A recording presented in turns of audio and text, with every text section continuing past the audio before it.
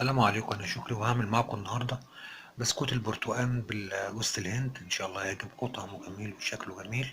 هنبتدي على بركة الله الشغل. عندنا 8 جرام بيكنج باودر، وعندنا بيضتين شايلين بياض منهم، وعندنا 30 جرام جوز هند، وعندنا 80 زيت، وعندنا طرف المعلقة برتقال اللي هو تانج، وعندنا 80 سكر.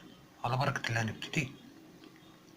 هنحط صفار البيضتين وبياض بيضة الأول مع السكر اللي هما 80 جرام، ونقلبهم كويس.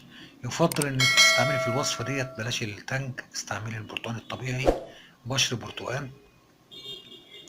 هنحط الزيت على البيض والسكر ونقلبهم كويس. بقول ان ما تستعمليش تانج. تانج يبقى بطرف المعلقة الصغيرة، او بشر برتقال الفريش هيبقى احسن، بس انا ما كانش عندي برتقال فريش.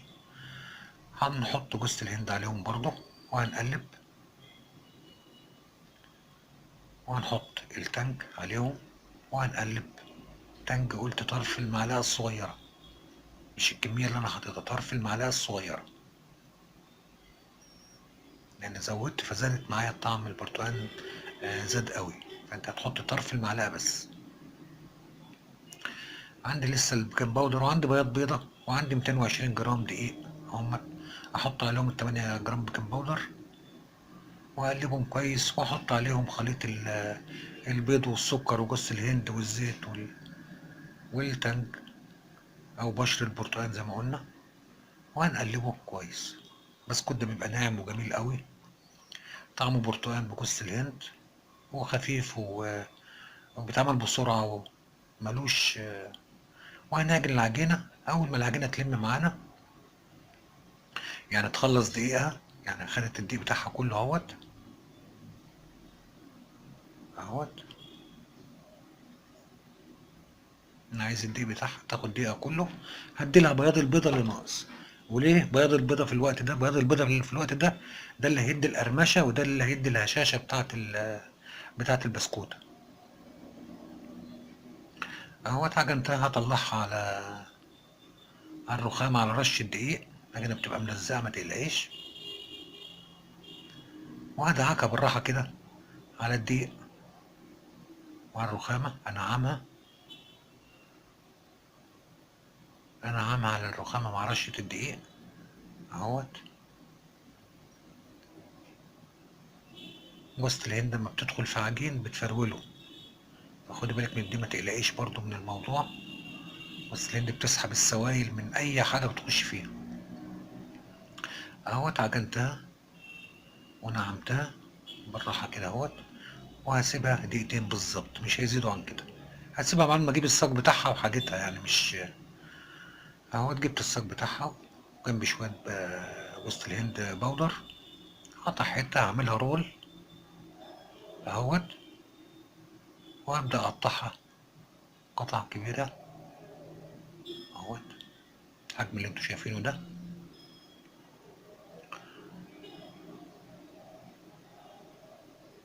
دي كبرت شوية.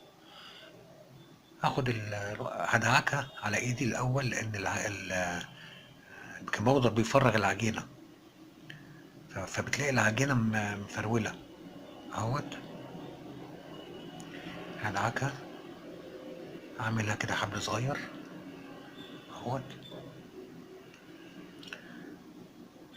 بالتخن ده وبالشكل ده. عندك جوز الهند، شوية جوز الهند جنب صغيرين. ما عندكش جوز الهند حط سكر، مفيش مشاكل.